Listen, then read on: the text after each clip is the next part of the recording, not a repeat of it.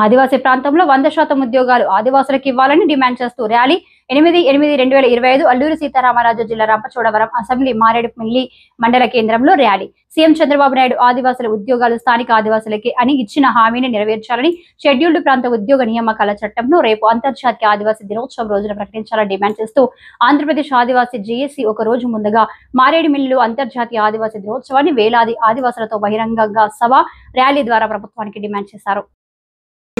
Judicial power న్యాయపరమైన చర్యలు తీసుకునే అధికారం ఉన్న మన ఆదివాసీ, నిజమైన ఆదివాసీ బొచ్చిరెడ్డి గారు ఈ వేదిక మీద ఉండటం మన అందరి యొక్క అదృష్టం.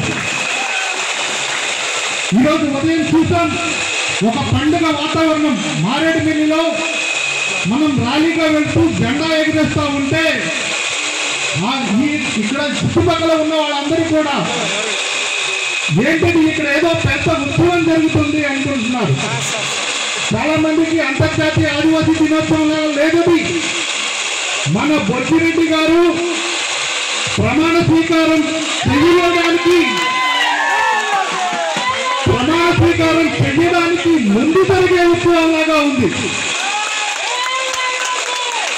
మనమంతా కూడా ఎంతో ఆత్మీయతతో, ఎంతో అభిమానంతో ఇప్పుడున్న ప్రజాప్రతినిధులందరిలో కూడా మన సొంత వాడికి అధికారం వచ్చిందని, మన ఇంట్లో వ్యక్తికి అధికారం వచ్చిందని చెప్పి సంతోషపడతా ఉన్నాం. అవునా కాదా?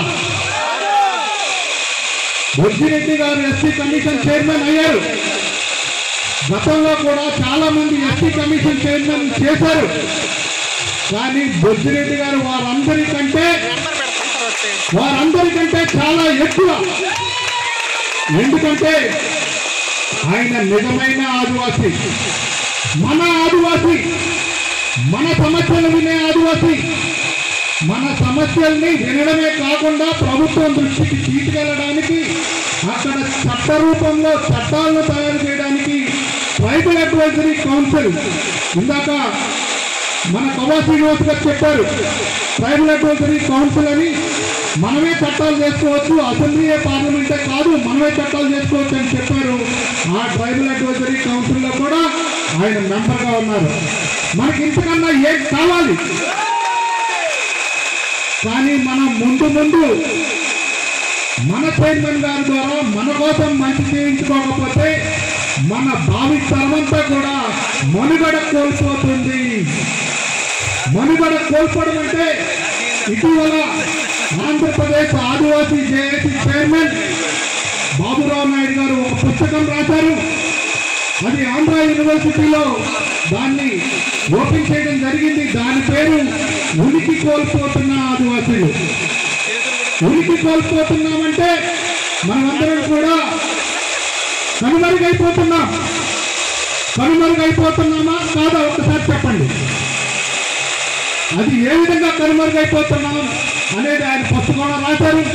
ఈరోజు ఆయన మనకి ముఖ్య అతిథిగా ఇక్కడికి రావాలి, కానీ కొన్ని అనివార్య కారణాల వల్ల ఆయన రాలేకపోయారు.